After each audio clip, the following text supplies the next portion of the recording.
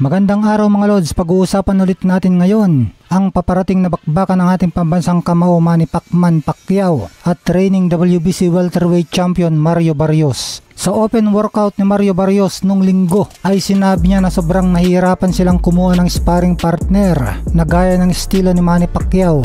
Ayon pa kay Barrios na yung estilo daw ni Pacquiao ay hindi madaling gayahin, kakaiba daw ito. Kaya kapag sparring na, ang hirap daw humanap ng kapareho ni Pacquiao sa pagkikipaglaban. Kaya daw isa ito sa mga dahilan kung bakit matagumpay si Pacquiao. Pero ang isyong ito ay hindi daw magiging hadlang para sa 6-footer at mas bata ng 16 years na si Mario Barrios para sa kanyang plano na magtagumpay sa July 16 sa MGM Grand Garden Arena, Las Vegas, Nevada, USA. Iginit ng taga Texas, USA na si Mario Barrios na bagaman pinupuri niya si Pacquiao sa mga tagumpay nito sa boxing, ay tutungo daw siya sa laban na may Mamba mentality.